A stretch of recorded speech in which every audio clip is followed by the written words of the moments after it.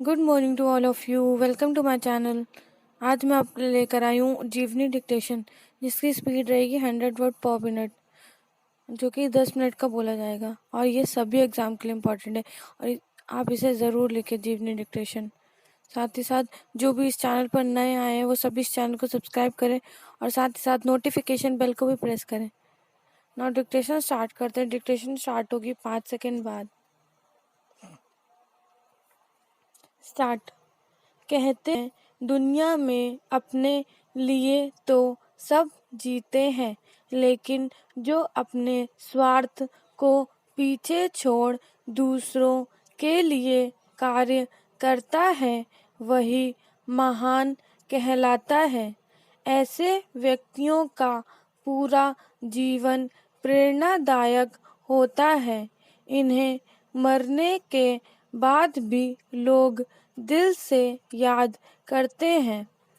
ऐसी ही एक महान हस्ती का नाम है मदर टेरेसा।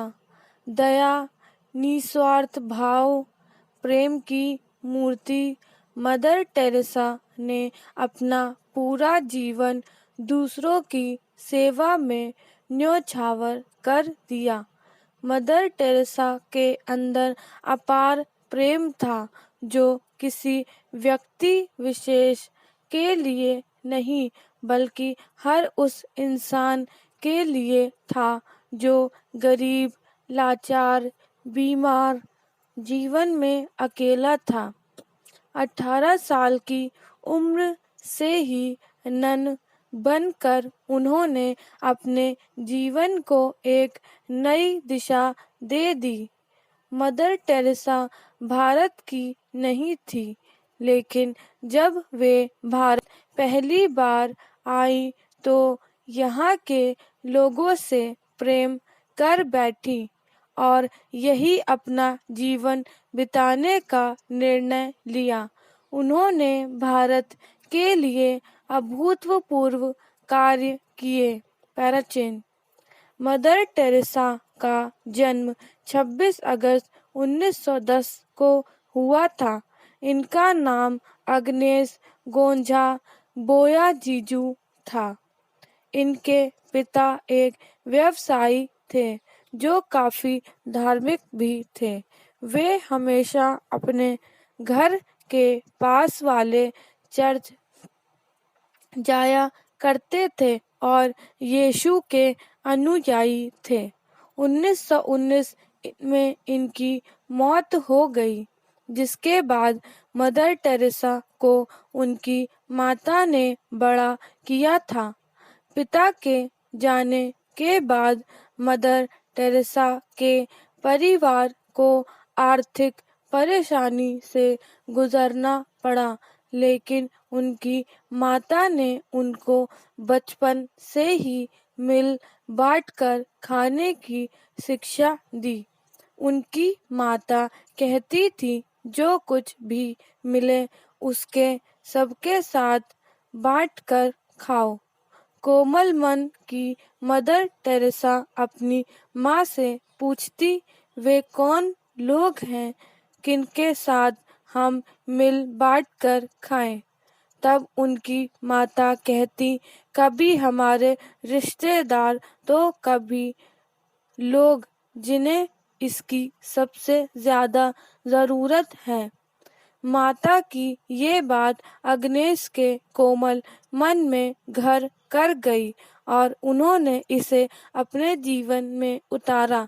इसी के चलते वे आगे चलकर मदर टेरेसा बन गई। पैराचेंज।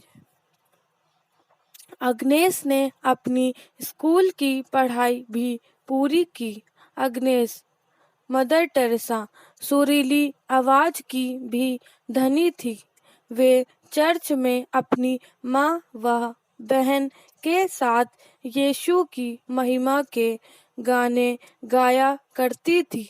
12 साल की उम्र में वे अपने चर्च के साथ एक धार्मिक यात्रा में गई थी, जिसके बाद उनका मन बदल गया और उन्होंने क्राइस्ट को अपना मुक्तिदाता स्वीकार कर लिया और यीशु के वचन को दुनिया में फैलाने का फैसला लिया।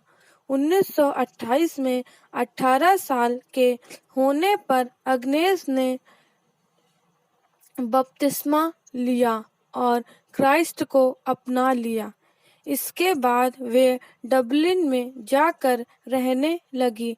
इसके बाद वे वापस कभी अपने घर नहीं गई और न अपनी माँ व बहन को दोबारा देखा। नन बनने के बाद उनका नया जन्म हुआ और उन्हें सिस्टर मेरी टेरेसा नाम मिला। यहाँ के एक इंस्टीट्यूट से उन्होंने नन की ट्रेनिंग ली। पैराचेन 1929 में मदर टेरेसा अपने इंस्टीट्यूट की बाकी नन के साथ मिशनरी के काम से भारत के दार्जिलिंग शहर आई। यहाँ उन्हें मिशनरी स्कूल में पढ़ाने के लिए भेजा गया था।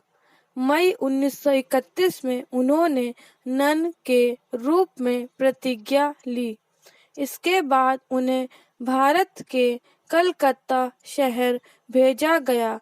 यहाँ उन्हें गरीब बंगाली लड़कियों को शिक्षा देने को कहा गया। डबलिन की सिस्टर लोरेटो द्वारा संत मैरी स्कूल की स्थापना की गई, जहाँ गरीब बच्चे पढ़ते थे। मदर टेरेसा को बंगाली व हिंदी दोनों भाषा का बहुत अच्छे से ज्ञान था। वे इतिहास व भूगोल बच्चों को पढ़ाया करती थी। कई सालों तक उन्होंने इस कार्य को पूरी लगन व निष्ठा से किया। कलकत्ता में रहने के दौरान उन्होंने वहाँ की गरीबी, लोगों में फैलती बीमारी, लाचारी व अज्ञानता को करीब से देखा। ये सब बातें उनके मन में घर करने लगी और वे कुछ ऐसा करना चाहती थी जिससे वे लोगों के काम आ सके, लोगों की तकलीफ कम कर सके। 1937 में उन्हें मदर की उपाधि से सम्मानित किया गया। 1944 में वे संत मैरी स्कूल की प्रिंसिपल बन गईं। पैराचेन 10 सितंबर 1946 को मदर टेरेसा को एक नया अनुभव हुआ, जिसके बाद उनकी जिंदगी बदल गई। मदर टेरेसा के अनुसार इस दिन वे कलकत्ता से दार्जिलिंग कुछ काम के लिए जा रही थीं। तभी यीशु ने उनसे बात की और कहा, अध्यापन का काम छोड़कर कलकत्ता के गरीब, लाचार, बीमार लोगों की सेवा करो। लेकिन जब मदर टेरेसा ने आज्ञाकारिता का व्रत ले लिया था, तो वे बिना सरकारी अनुमति के कॉन्वेंट नहीं छोड़ सकती थी। जनवरी 1948 में उनको परमिशन मिल गई, जिसके बाद उन्होंने स्कूल छोड़ दिया। इसके बाद मदर टेरेसा ने सफ़ेद रंग की नीली धारी वाली साड़ी को अपना लिया और जीवन भर इसी में दिखाई दी। इन्होंने बिहार के पटना से नर्सिंग की ट्रेनिंग ली और वापस कलकत्ता आकर गरीब लोगों की सेवा में जुट गई। मदर टेरेसा ने अनाथ बच्चों के लिए एक आश्रम बनाया। उनकी मदद के लिए बाकी दूसरे चर्च भी हाथ आगे बढ़ाने लगे। इस काम को करते हुए उन्हें कई परेशानियां भी उठानी पड़ी। काम छोड़ने की वजह से उनके पास कोई आर्थिक मदद नहीं थी। उन्हें अपना पेट भरने के लिए भी लोगों के सामने हाथ फैलाना पड़ता था। लेकिन मदर टेरेसा इन सब बातों से घबराई नहीं। उन्हें अपने प्रभु पर पूर्ण विश्वास था। उन्हें यकीन था कि जिस परमेश्वर ने उन्हें ये काम शुरू करने को बोला है वो उसे पूरा भी करेगा।